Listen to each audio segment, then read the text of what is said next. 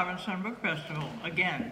For some of you, this is like the third or fourth time you've heard me say that, but some of you are here for the first time, and I'm delighted to see you guys all here.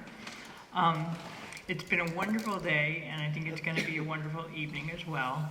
I'm so excited to have Ilyon Wu and Susan Tran here tonight, and I'm here to introduce them. I'm Nan Sonater. I'm the director of the festival. It could not be done without a huge amount of help from a huge number of people. I'm going to do a shout out to Leslie Starr, our volunteer coordinator. We have over 50 volunteers working on this thing, and she's coordinating it all. I don't have to do anything except say, who's supposed to be here at the table, and she'll tell me.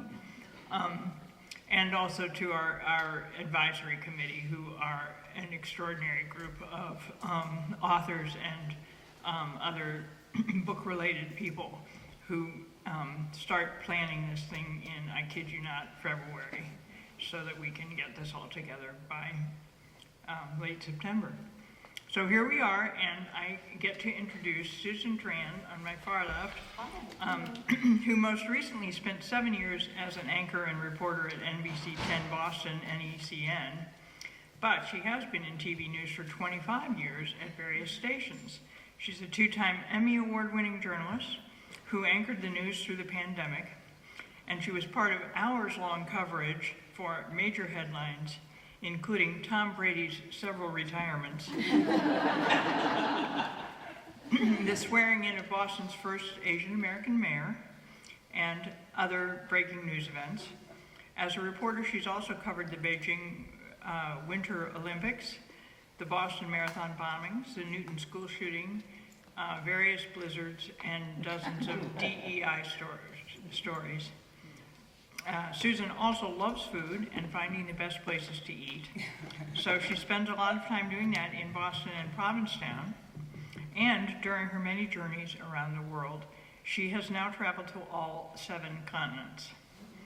And she and her husband are working on adding more to the 36 countries they've already visited. She's rowdy about the Patriots. She loves new hobbies. She loves tending her small garden and taking pictures of her rescue dog, Margaret. Susan is originally from Los Angeles. She graduated from Boston University with magna cum laude honors. She speaks conversational Mandarin Chinese, and she lives in the South End with her husband and Margaret. I wish I had a shorter bio. I feel like taking up too much time. No, it was great. I feel like I know you already. Ilyon Wu, who's to my near left, is the New York Times bestselling author of Master-Slave Husband-Wife, An Epic Journey from Slavery to Freedom, and also The Great Divorce, a 19th century mother's extraordinary fight against her husband, the Shakers, and her times. Her writing has appeared in the Boston Globe, the Wall Street Journal, Time, and the New York Times, and she has received support for her research from the Whiting Foundation and National Endowment for the Humanities and the American Antiquarian Society, among other institutions. She has a BA in the Humanities from Yale and a PhD in English from Columbia University. And there they are for you.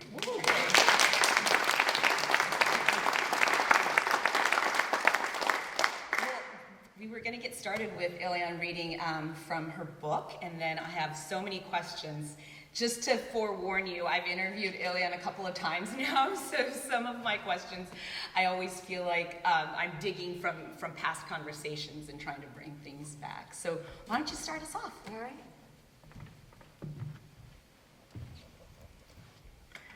Well, first I just want to say how wonderful it is to be here. Thank you so much for having me. Thank you for the lovely introduction, for the warm welcome. And when I first received this invitation, I was like, Provincetown. I want to go to Provincetown. This is my first time here. It's a beautiful community, and I'm just so excited to be in this room with all of you. So what I thought we'd do, since we are in 2023 today in Provincetown, is to try to do a little bit of time travel, give you a little snippet from not the very opening of the book, because the book actually opens with an overture, which starts very wide, but to start in the intimate space of the cottage, as the Crafts called it, from which they escaped bondage in 1848. So to set the mood a bit for the conversation to come.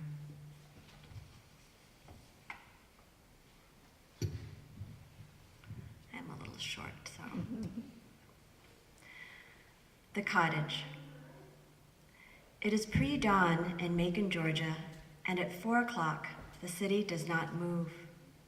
The air is windless, chill, barely stirring the high, dark pines.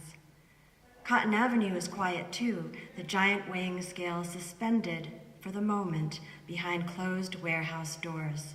But the Okmulgee River flows along the eastern shore, and so too an enslaved couple moves, ready to transform in a cabin in the shadow of a tall, white mansion. They have scarcely slept these past few nights as they rehearse the moves they now perform. Ellen removes her gown, forgoing a corset for once, though she needs to reshape her body in other ways, flatten or bind the swell of her breasts. She pulls on a white shirt with a long vest and loose coat, slim-legged pants, and handsome coat to cover it all. She does up the buttons, breathing in the late December cold. Christmas is coming soon. She dresses by candlelight, which flickers through the cottage, her workshop, locked with a key, the least of which she'll lose if she is caught. All around are the tools of her trade, work baskets stocked with needles and thread, pins, scissors, cloth. Her husband's handiwork is in evidence as well, wood furniture, including a chest of drawers, now unlocked. Ellen slips her feet into gentlemen's boots, thick-soled and solid. Though she has practiced, they must feel strange, an inch of leaden weight pulling each sole to the ground, an extra inch she needs. Ellen may have inherited her father's pale complexion, but not his height. Even for a woman, she is small. William towers beside her, casting long shadows as he moves. They must do something with her hair, which he has just cut, gather it up, pack it. To leave it behind would be to leave a clue for whoever eventually storms down the door. There are the final touches, a silky black cravat, also the bandages. Ellen wears one around her chin, another around her hand, which she props in a sling. She has more protection for her face, green tinted glasses, and an extra tall silk hat, a double-story hat, William calls it, befitting how high it rises and the fiction it covers. These additions hide her smoothness, her fear, her scars. Ellen stands now at the center of the floor, transformed. To all appearances, she is a sick, rich, white young man, a most respectable-looking gentleman, in her husband's words. He is ready, too, in his usual pants and shirt, with only one new item, a white, second-hand beaver hat, nicer than anything he has worn before, the marker of a rich man's slave. To think it had been a matter of days, 4 days since they had first agreed to the idea, first called it possible. 4 days of stuffing clothing into locked compartments, sewing, shopping, mapping the way. 4 days, they would claim, to prepare for the run of a lifetime, or a lifetime of preparation narrowed down to this. William blows out the light. They kneel and pray in the sudden dark. They stand and wait, breath held. Is that someone listening, watching outside? Just beyond their door is the back of the Collins house where master and mistress should be, asleep in bed. The young couple, holding hands, step to the front of the cottage as gently as they can. William unlocks the door, pushes it open, peers out. There is just the circle of trees, a whispering of leaves. Such stillness, he thinks of death. Nevertheless, he gives the sign to go.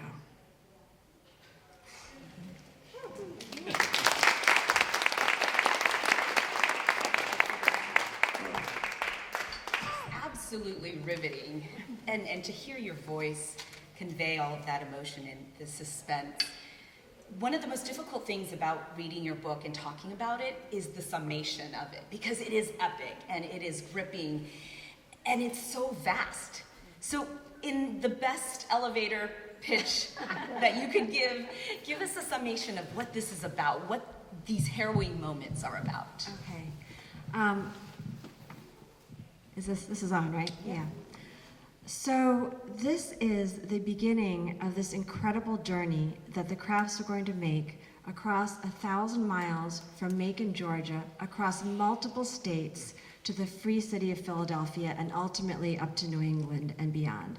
So they travel this 1,000 miles not by hiding by day and sneaking at night, not guided by starlight, but traveling brazenly out in the open. There's no underground railroad that goes down this far south to Georgia.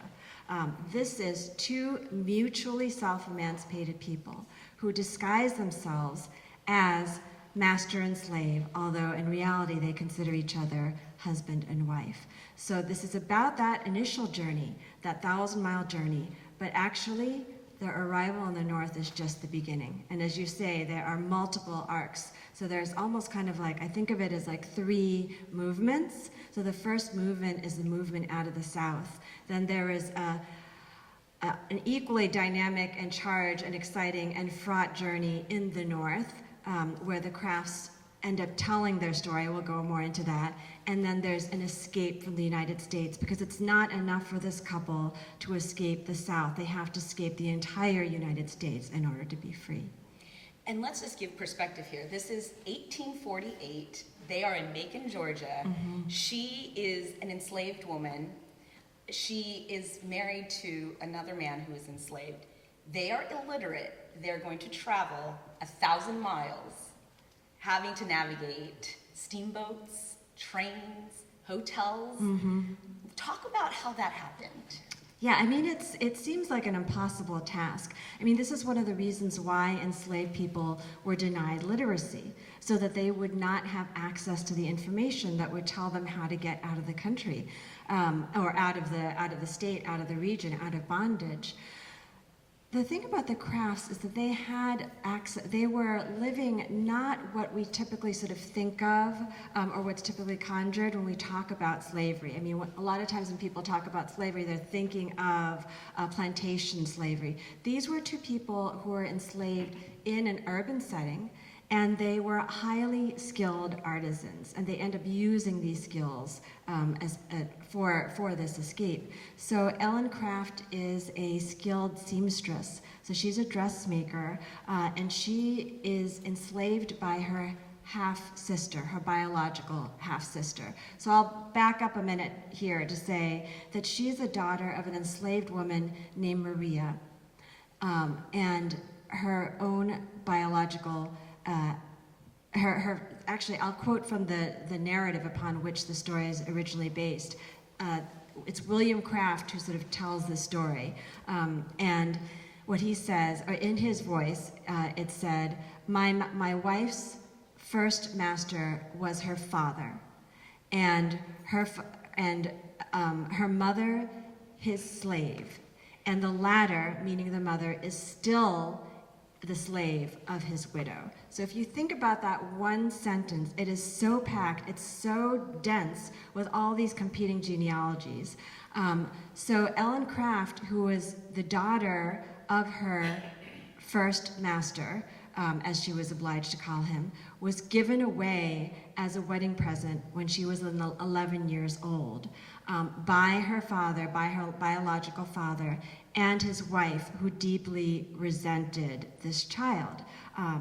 This woman, Eliza Cleveland Smith, could not stand the sight of this child who so physically resembled her biological father and who was mistaken for being a quote-unquote legitimate member of the family. So when her own daughter was 18 years old, she had Ellen Craft given away, separated from her mother, given away as a wedding present to her biological half-sister.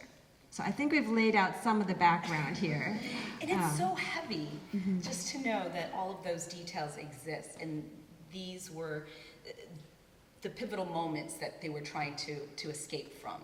And can you talk about how you first got into this story? How did you first find out about this? Because it's incredible as well. Yeah, thank you for asking that question, because I thought we should return to the Craft's original narrative. So I was in a library kind of like this one, a university library.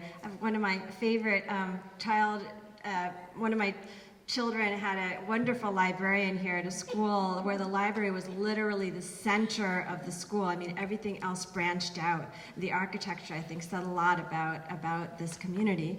But it was in a library where I was assigned this narrative, Running 1,000 Miles to Freedom. It's an 1860 narrative that is attributed to William Craft. So if you open this book, you will see on the first page his name only. It says, by William Craft. He writes the preface. The whole thing is in his voice. Now scholars attribute this narrative, we call it a joint production, because there are scenes, there are descriptions, there are all kinds of things that he could not have seen, that are told from her point of view. So even though he takes over the voice, it is their story.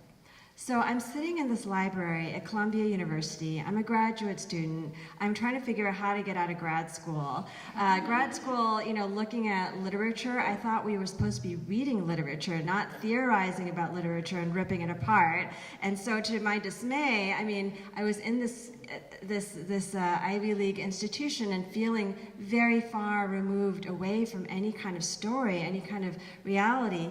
And I just remember opening this course reader, because at this time the narrative was not commonly reproduced, opening this course reader and then just feeling like I was falling into this story.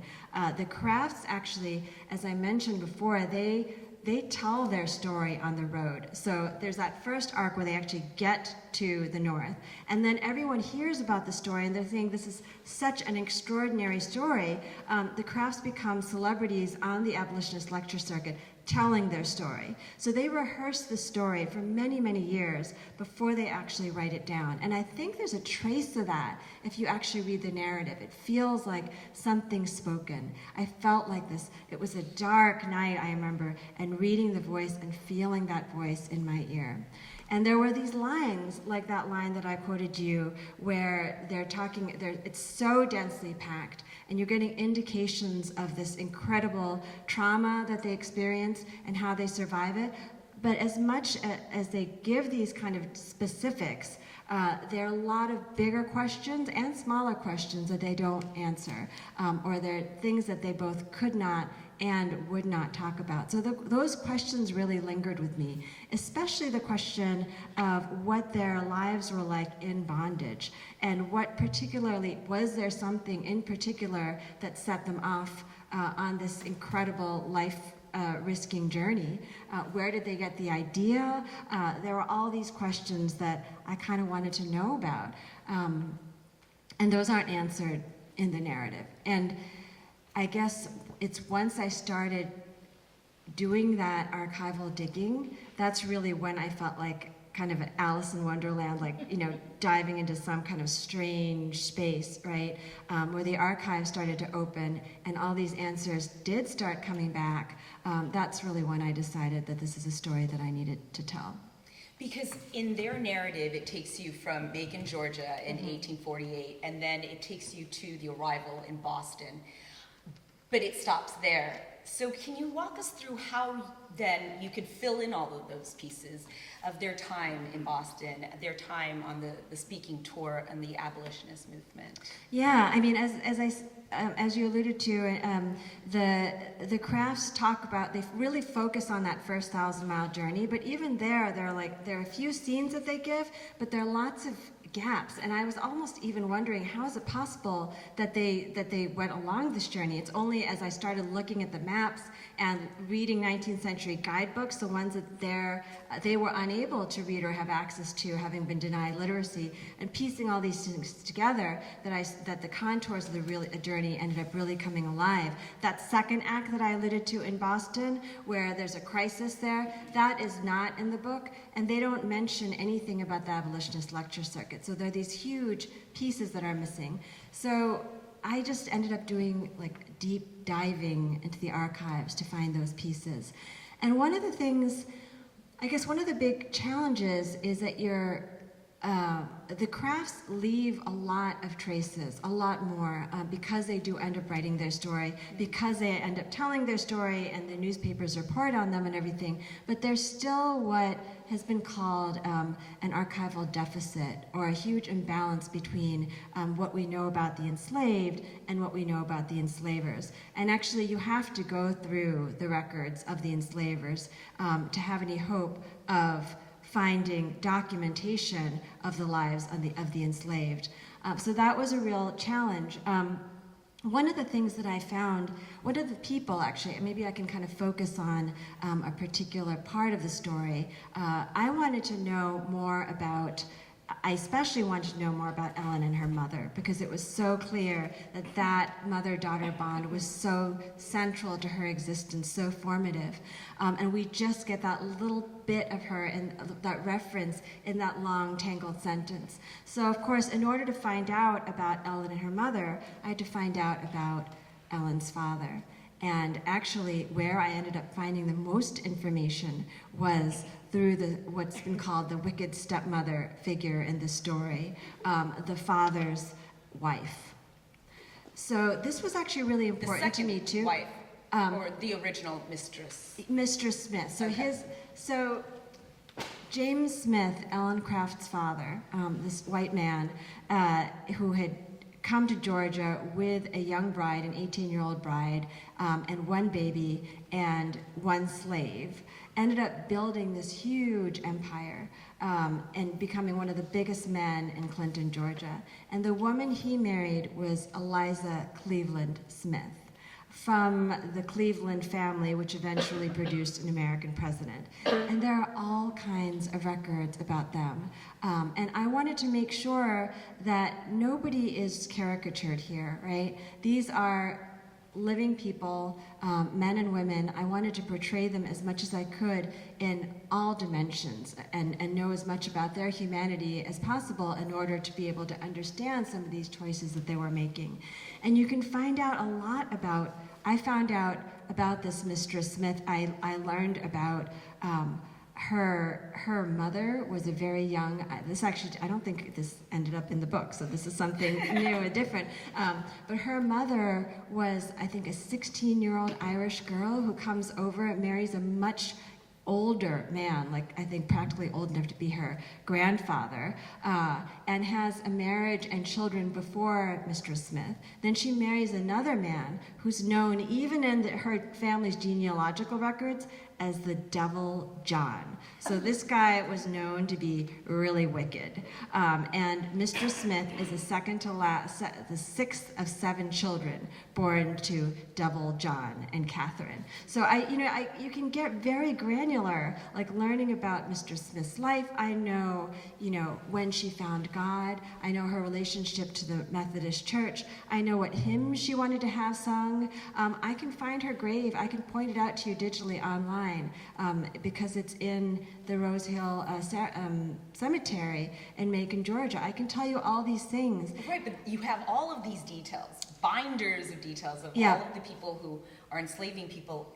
How do you make up for that? What do you do to kind of even the balance out? Because then you don't know much about Ellen or her mother, Maria. Did you even know what Maria's name was? Yeah, so that's exactly the problem. The problem is how to round out the humanity of the enslaver and yet not replicate that same archival imbalance that exists in the first place. And actually, I had an early reader, Kim Ragusa, a writer who wrote this beautiful book called The Skin Between Us, and she was commenting too on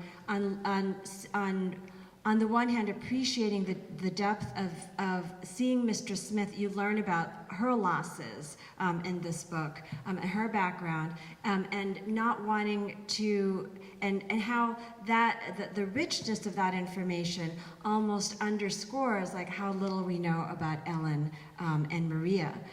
I was able to find out more, and actually quite recently even more, about Maria than I ever thought possible. unfortunately, some of this information, much of this information, comes originally from James Smith's documents. You can see in the tally of the people he enslaved when he died. You see her name, you see an age, and you see a dollar value. And would that we could see all else that we have for Mistress Smith, right? So there is an inherent imbalance. And so I really wrestled with this. And do I cut out all that I have about Mistress Smith to make that even? Or how do I change that balance? And what I ended up doing was thinking about what we can give, and how to tilt the axis of representation. So I went back and I looked at the writing itself, at how I was telling the story, and thinking, all right, I cannot give Maria all these things that I know that Mistress Smith has, but I can look at the sentence and I can see who has ownership of that sentence, who is the subject of that sentence, who is the direct object, who receives the action. I can look at the paragraph and say, who's got that topic sentence, right? Who owns the section? Who owns the chapter? Who owns the story? And that's where I can make a difference, where I can move that axis, rotate that around Ellen and her mother. There are other things you can do. I mean, as a writer, you can stop time. You can slow down time. You can choose to linger on certain people and certain moments, certain spots of time. So I know, for example, I don't know the exact moment of separation between Ellen and Maria, but I know that there was a time at which Maria learned that her daughter was going to be stolen from her. And what I do in the narrative, actually, is I pull out, have any of you heard of Ashley Sack? So this is the story of Ashley Sack. This is a child who was separated, stolen from her own mother at age 9. This is the subject of Taya Miles's wonderful book called All That She Carried. It was a satchel. Yeah, a sack, a cotton sack. So this cotton sack was found with essentially lines of poetry. And this is about a young girl named Ashley who was separated from her mother, and her mother's name was Rose, and her mother gave her this cotton sack, and she filled it with a handful of pecans, a tattered dress, a braid of her hair, and one of the last things that she put in this sack was, she told her daughter before they were separated, she said, "It be filled with my love always." So this sack, which Taya Miles describes as an emergency pack of sustenance, this is something that can feed her and nourish her, her body, with the pecans. I mean, you have to read the book to see all these different gifts that she put in this emergency pack. But there's that vital sustenance, which is called love. And I know that love is a belonging, is something that Ellen Craft owned and received, and it's something that her mother was able to give her. So that's a moment in which I was able to open up. And the thing that was really poignant, actually, when I was re-listening to the audiobook recently, is that the same audiobook voice narrator who voiced Ashley Sack voiced also, was the female voice for voicing my story. So the same voice that read those words of poetry from Ashley Sack, which we have, by the way, because I neglected to say this part, vital part of the story, but these words were stitched on to the sack by a descendant of Ashley and Rose. So this voice narrator who's narrating about Ashley's mother, Rose, and this love, and the filling of the love in the sack, also read that part of my story. And one of the things that I remembered as one of these things that I wanted to give is in the naming. Instead, I didn't ever want to refer to Ellen Craft as being Eliza Smith's slave or James Smith's slave. How we tell things is so important. So I choose to name Ellen as Maria's daughter. So how we call people can also return a kind of belonging or recenter that belonging in ways that even if we can't archivally reproduce what we hope, we can narratively hope to reconstitute in a different way. That is such a simple change and paradigm shift that you create so that you do give that power back to Maria and Ellen's story. That is just, I never even thought of how simple that was, but you were able to give her back to her mom in that way. Wonderful. When you talk about this story, which I hope you guys have read or get a chance to read, because there are very harrowing moments throughout their train ride, their stagecoach. There are all of these moments where they could be caught, but they make it to Pennsylvania and to a safe house, and she finally gets to remove this costume that she was able to utilize to get past and get to the first moment of freedom. What was that moment like for you to write? Well, that's an interesting moment because it's told in different ways.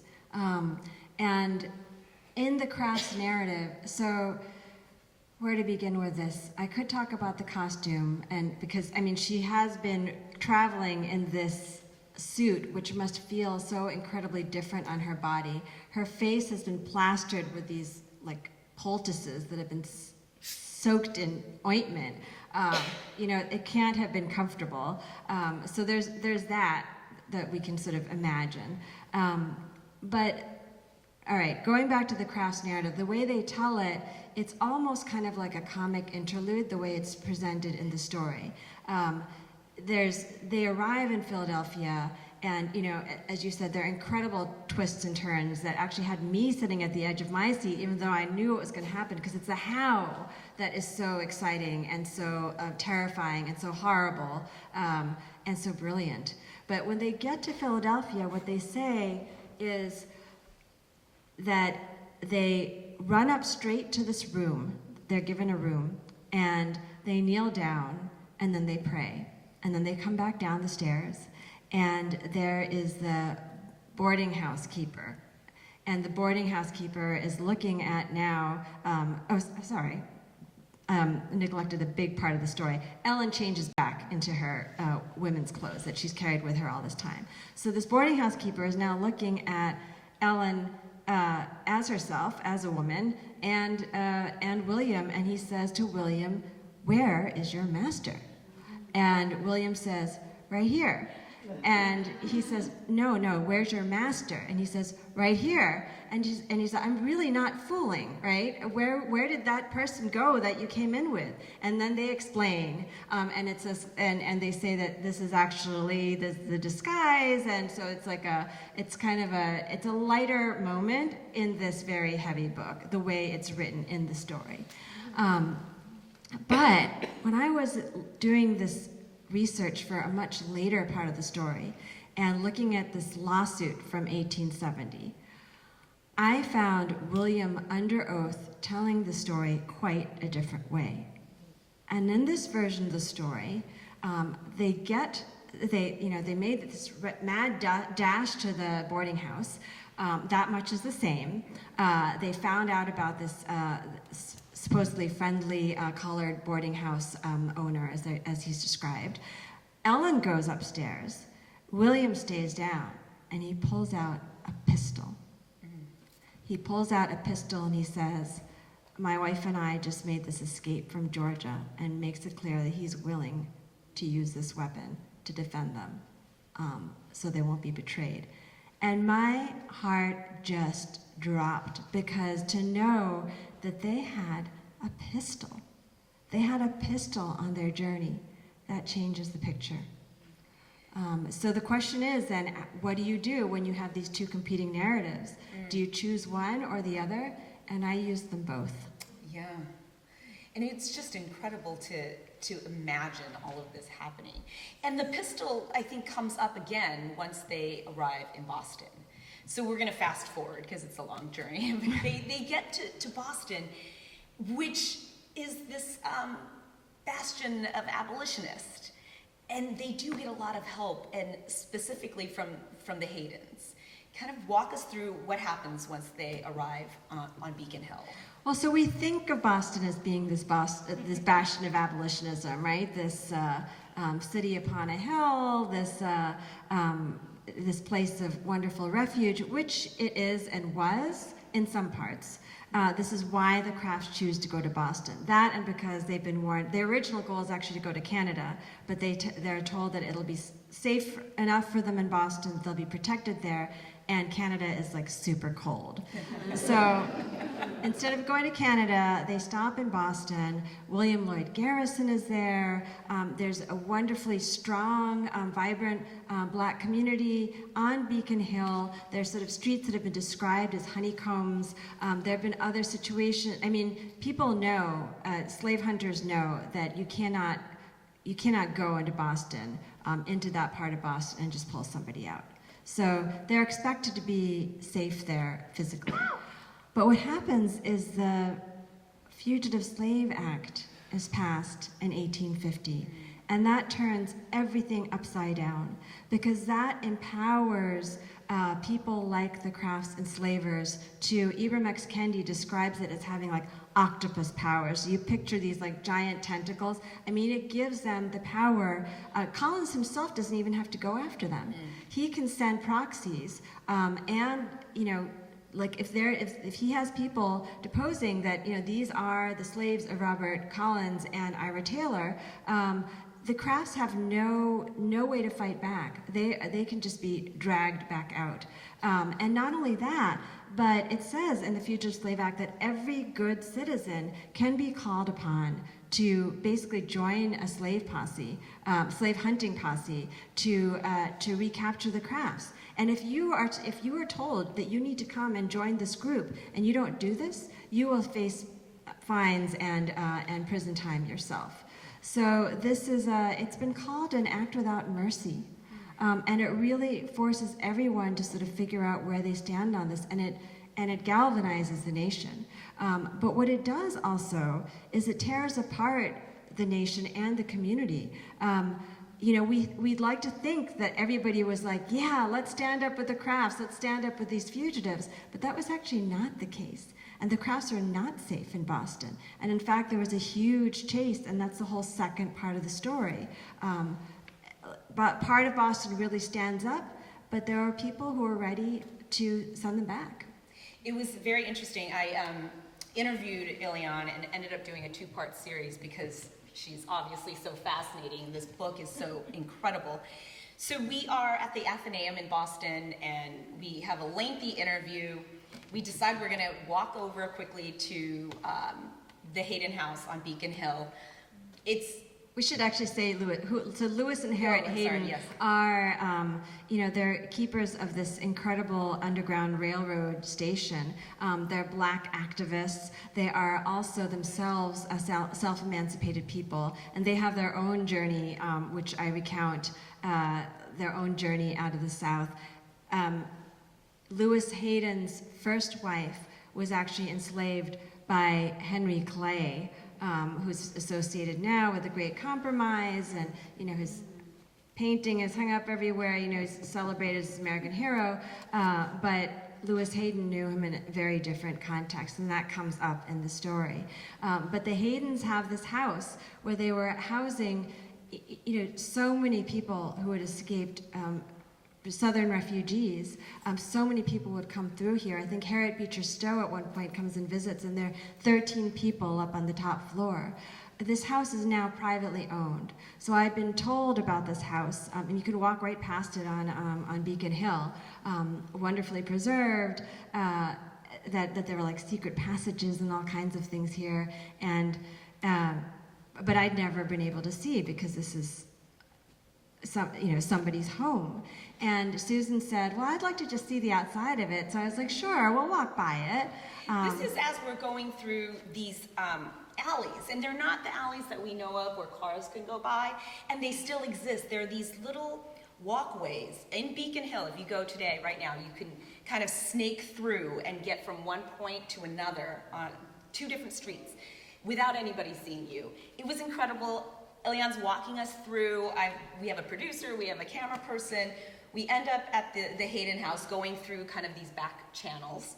And we're standing out there, and this is a woman who's researched for 10 years on this book, and she's found all of these archival records. It's incredible, but she says, I've never been in this house.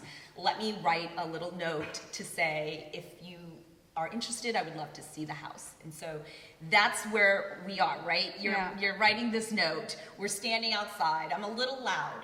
I don't know if you know this.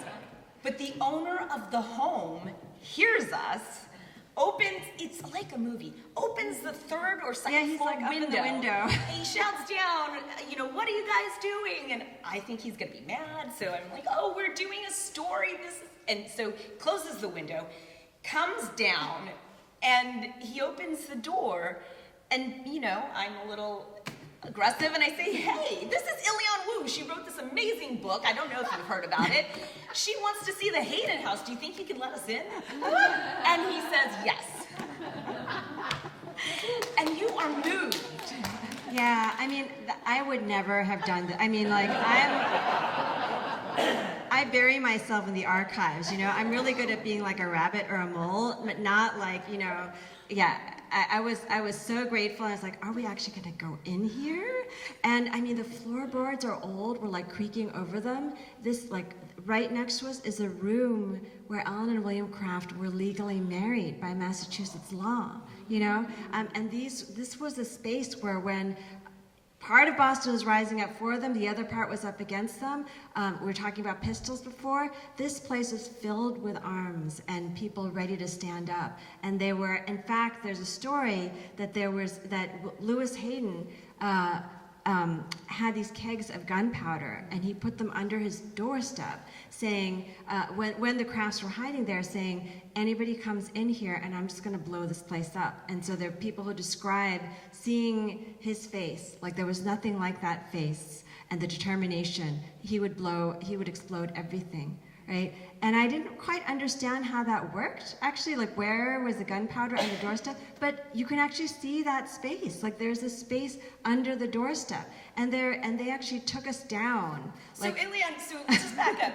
These were maybe the third owners of this home, so they're an older couple, the Geyers, and they kept everything pretty much original. They might have, repolished and resanded and refinished the floors, but the fireplace is still there, all of the molding, everything's still there, and Ilyon kept saying, I feel them here. So Mrs. Geyer all of a sudden says, do you want to see the tunnel?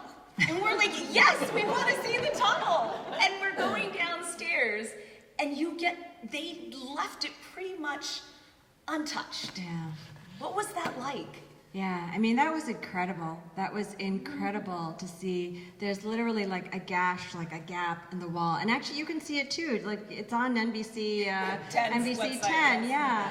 And they've put like kind of like a plastic glass over it, so you can't actually go inside. But apparently, this tunnel actually led out to the, like, it was an escape route, right? And I think there's also some story about pirates or something like that too. But, right. But this was a way in which people could escape this space, and to see that in person was just, it felt like really like an out-of-body experience. And I did feel very emotional. Like in that moment, you can feel the presence of the history, like the weight of the history and the presence of all these people. And yeah, I mean, you guys were asking me, and I just started, I did become very emotional, and then right afterwards I was like, I think I might have cried. Can we redo that? And you're like, no. We're gonna keep the emotional interlude in there. But they had talked about their neighbor was an older gentleman, had lived there when the Haydens were there.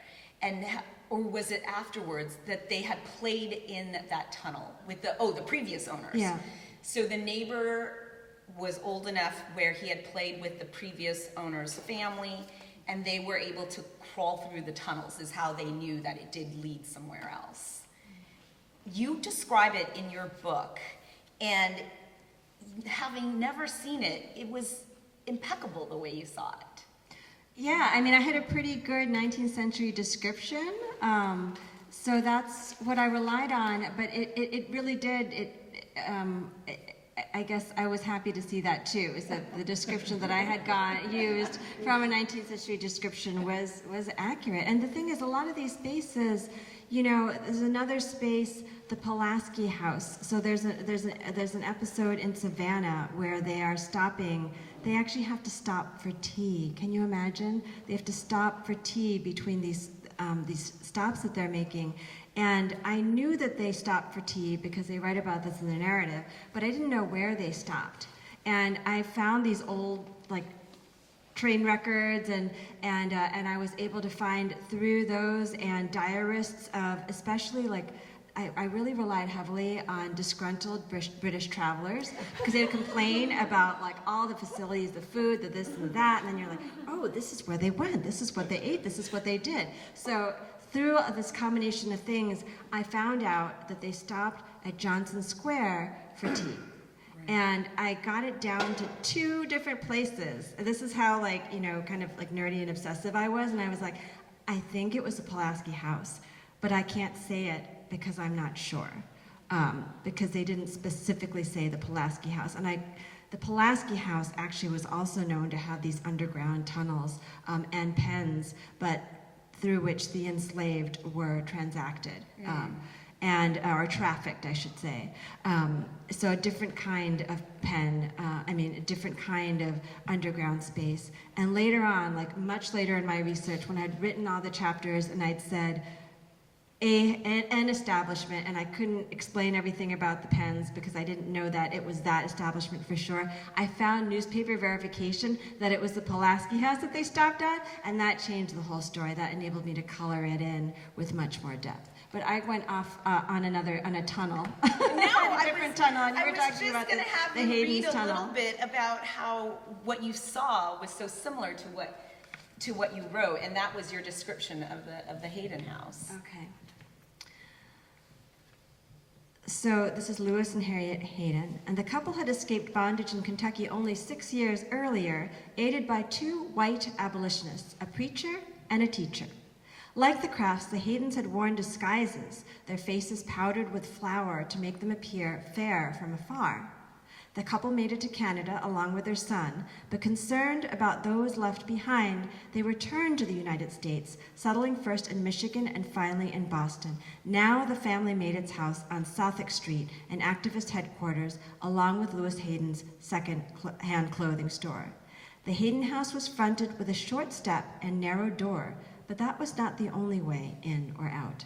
A second door led out from the basement, while a secret tunnel, a dark, crawl-through space, accessible only from the sub-basement, allowed other visitors to enter and exit the house unseen and traverse to an unknown location, possibly across the street.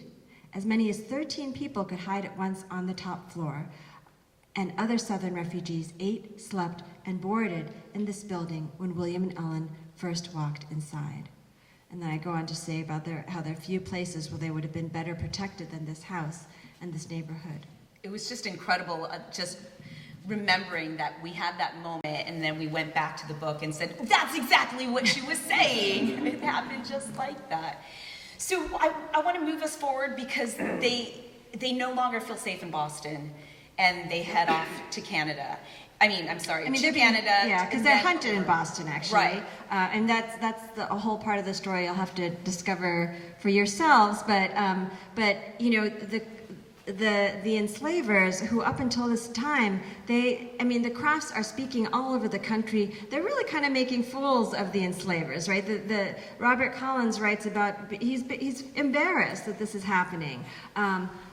But once he gets these superpowers conferred to him by the Fugitive Slave Act, these octopus powers, he sets slave hunters up to Boston, and there is a horrible chase all through Boston, but eventually they stand their ground, but eventually they do have to leave the country. So they go to Canada, they make their way to England, and that is where they find literacy. And what I found astounding was then within 20 years, they write their own narrative, and that's what you ended up reading when you were at Columbia. Mm-hmm.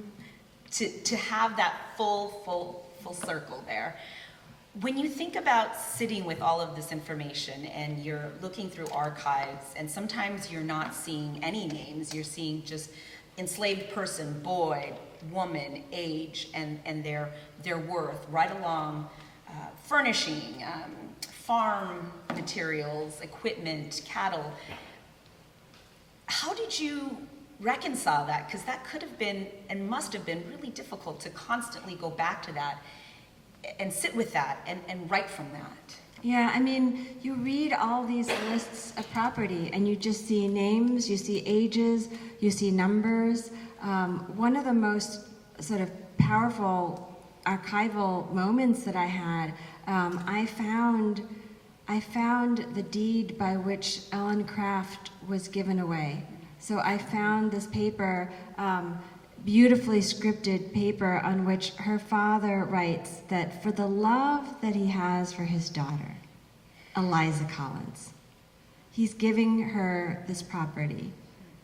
His other daughter, he doesn't name her as a daughter, but Ellen. And not only Ellen, but her increase, which means any children that she has and their children. So it's like it's a deed without an ending, you know.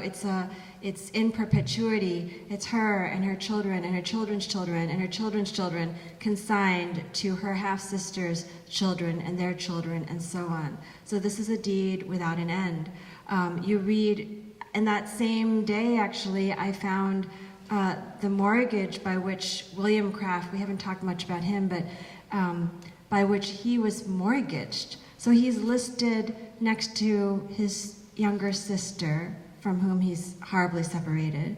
But he's also listed next to church pews, and their numbers are given, you know, and a pianoforte, and these other just objects, this list of things. And when I'm looking at that, I know when it says William Craft, 16 years old, a boy, a cabinet maker by trade, I have a sense of the roundness of his story and of his life because he's had the opportunity to escape bondage and to write about it and to talk about it. We see his pictures, we see the box that he's made. You know, there's all this else that he's left behind. They're his descendants, they're his family. But it also made me realize that every time I look at a list of names of strangers, that each of those people also holds a story. And I was thinking about this too, if you've read the love songs of W.E.B. Du Bois by Honoré Fanon Jeffers. It's an immense novel, and she kind of does it backwards. She creates this whole epic world, and at the end, she gives us a scrap of history, like a list, a diary, where you just see, it's a horrible poem, where you just get the names and things, and you realize that all this world that she's created has been reduced to just these few lines. In the same way, you look at these names, you see Maria, age 40, valued at $500, and we don't have a picture, and we don't have all this, but we have, from the Crafts, we have that story of that love and everything that she's passed down. Every single other name you see on a list has a story also, and that's something I really tried to be mindful of while I was researching, is to linger on every single one of these names when I could, read them, and I had a little thing that I had never spoken this aloud before, until I was at the New York Public Library, and I was in conversation with Lynn Nottage, and she opened up about some of her own practices, and this sort of compelled me to share mine, so I'll share it with you. But when I read a name, the words I say in my head are, to each of these names, just for a beat, if just for a moment, is, I see you in history, I feel you in time. So just trying to receive for a moment just that little blink of light that you get from that name on the page, and recognizing that that name is a person with a life. That's what I've tried to do, to try to pay homage to. I can't write about every single person, but I can give names when I can, and I can send an invitation to see each of these names, these words, as a person is in a world. And humanize. this person that has been dehumanized for so long. I don't know where we are on time. You might want to start taking questions. Yes. So why don't we do that? I mean, I have a million more questions, but I'm sure you guys have wonderful questions as well. And perfect. Some of the slave narratives that came out of the 1850s and earlier were written by abolitionists and sometimes in what they considered to be black voices. And I wondered if you had any sense of that in Williams Craft's narrative. Did it feel like an authentic narrative from him? Was there enough personal to it?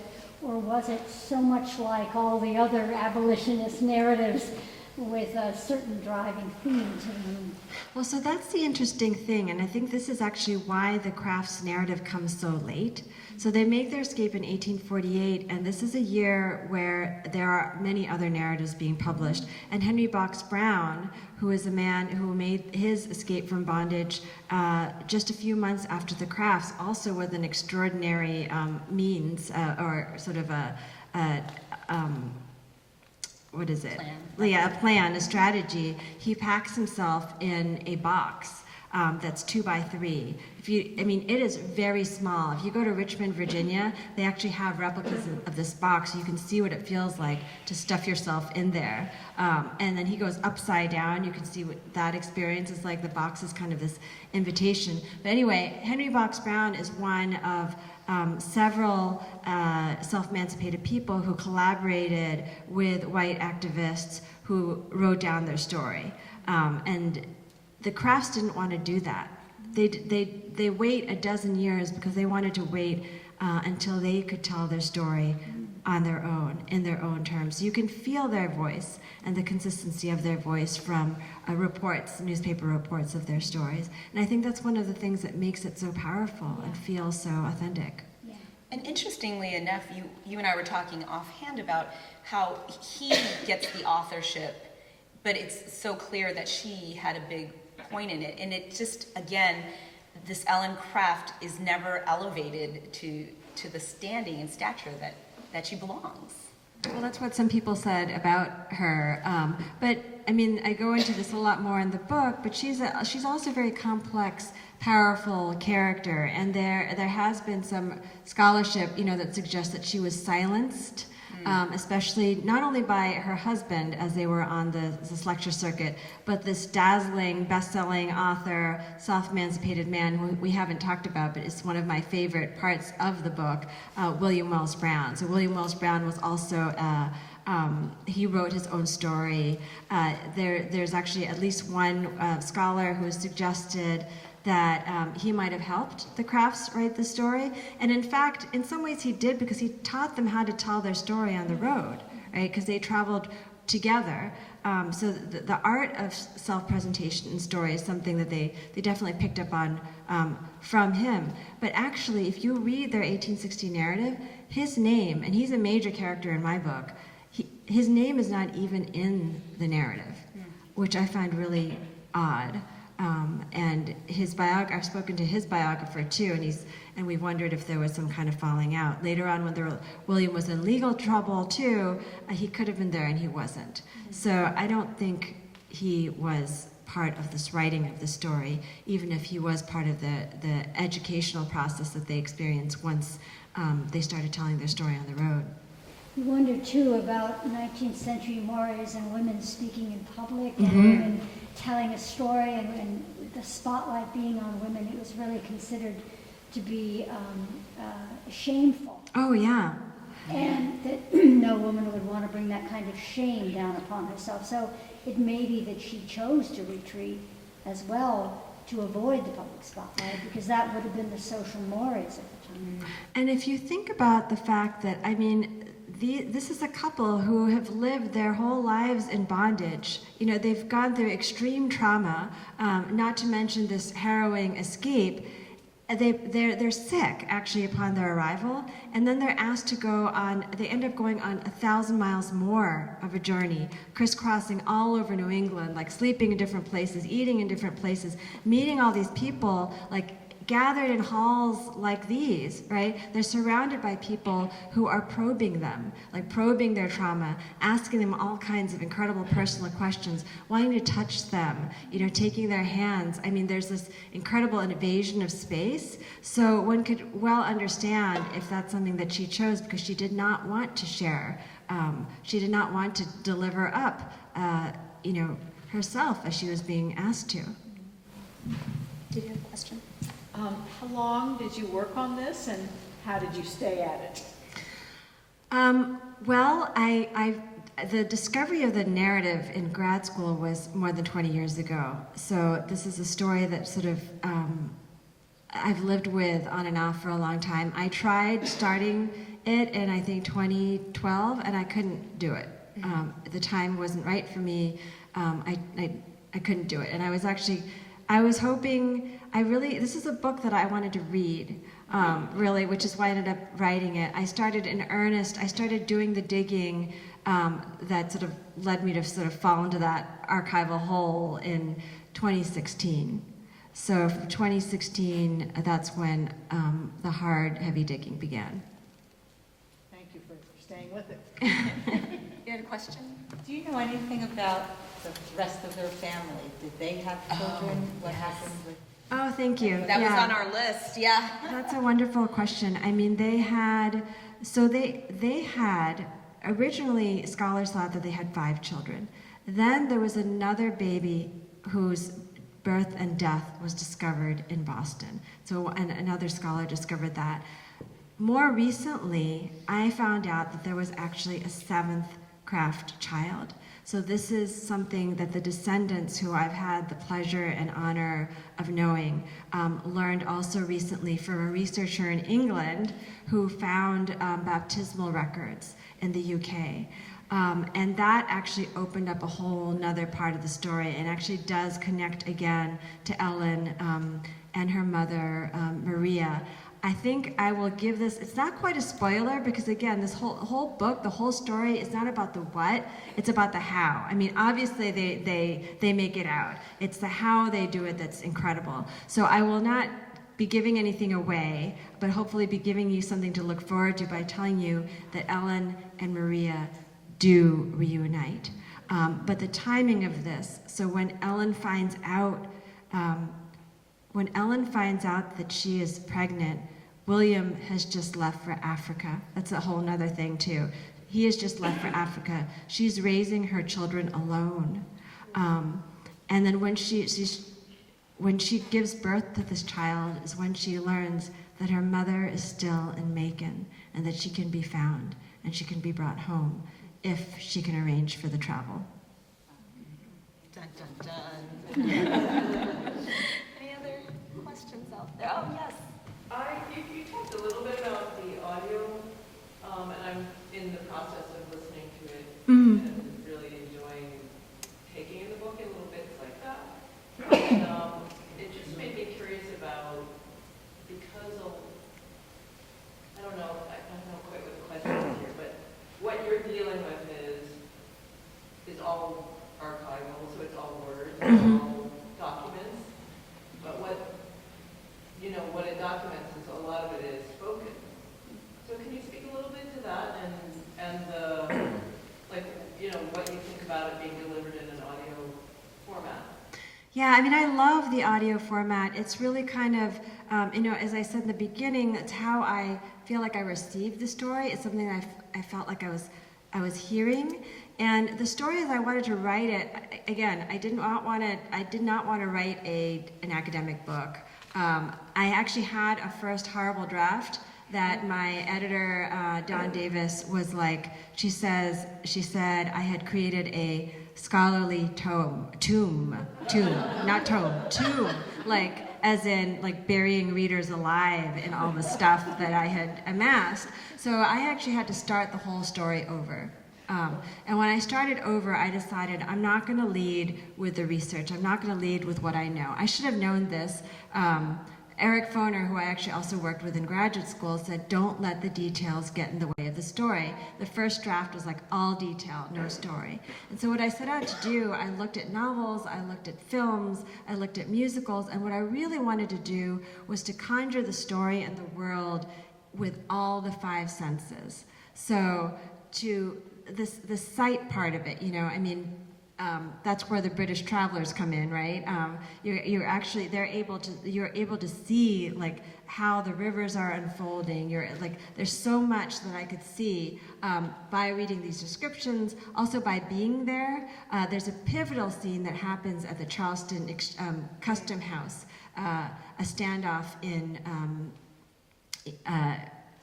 South Carolina, and when the Crafts talk about this, they describe the standoff, but when I actually went there and I saw it, and I read the descriptions of this space, what you realize is right next door to it, like immediately, so you can actually see out the windows, is the site of the largest outdoor slave sales in Charleston.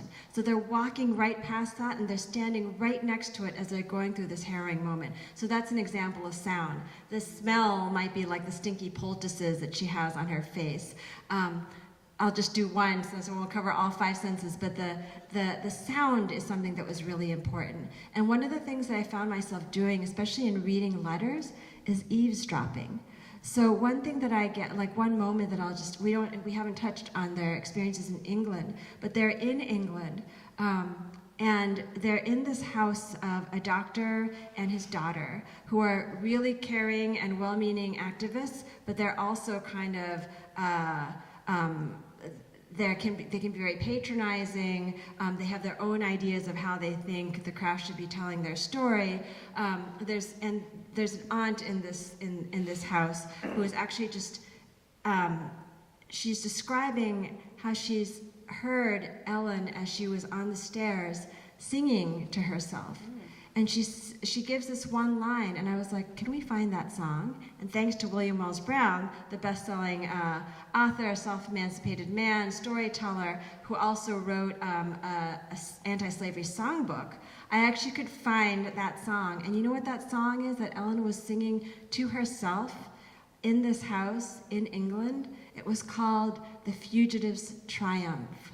And if you hear those lines that she sings, to eavesdrop and hear that music, that was a real powerful moment for me. So that's a moment that when I hear those lines from that songbook, from Ellen Craft's mouth and to the ears of this woman coming at us through these centuries, and read by this very powerful narrative voice, that's a moment that really landed for me.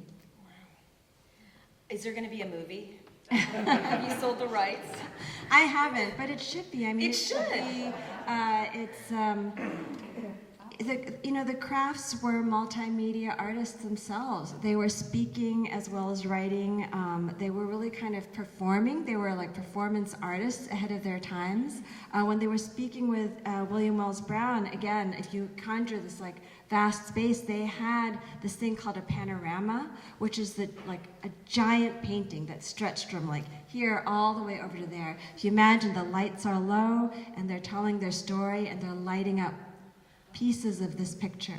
I mean, they're doing incredible things. I hope someday will create their own panorama. The New Bedford Whaling Museum actually has a panorama, but not one from the Times, and that's why this thing is so important. William Wells Brown, actually, this was inspired because there was a big panorama that was going around in Boston. It might have even come to the Cape or to Provincetown, but it was a panorama of the Mississippi River. And he had known the Mississippi River, and he had seen people sold down the Mississippi River, and he had been forced to be a slave trader's right-hand man on the Mississippi River, but there was no trace of the people that he knew or the experiences that he had. So when he looked at this panorama, John Banford's panorama that he saw in Boston, he was like, I'm gonna make my own panorama, and I'm gonna put my people back into the picture. So for me to be able to write about that panorama that he eventually created and spoke with William and Ellen Craft, that was another thing that was very that was really cool. The power of telling one story and creating new resonances, putting yourself in the picture or putting what's missing from the picture back inside. There are so many other tangents that we could go to, but yes, you have a question. I have a question, like the tunnels, how did these people create these tunnels in the city when everybody's watching? I mean, how did they get all that dirt out and how did I think know they had been there. where to go? Yeah, I think that these were older pre-existing tunnels. They may have had other uses before. And they're big brownstones, and for the one we saw, I mean, there's a backyard that they could have disposed of all of the dirt. You could have, I could see how they could have done that and nobody would have known, because it's the kind of the basement of a brownstone, and it was like 5 feet up, and it was very small. It was maybe the size of 2 shoe boxes. And there are all kinds of, I mean, even in their yard, they were showing these different ways that you could, like, hidden spaces. I mean, it really, the honeycomb analogy is quite accurate. And if you ever go to the Museum of African American History in Boston, if you're standing in front of it, you go to the right, or ask somebody in there, better yet, like where that sort of secret passage is, because you can miss it. But, I mean, the point is for you to miss it. But if you go around the corner to the right of the building, there's a really narrow alleyway where somebody could escape. So there are all kinds of secret spaces that you don't see. It was really cool.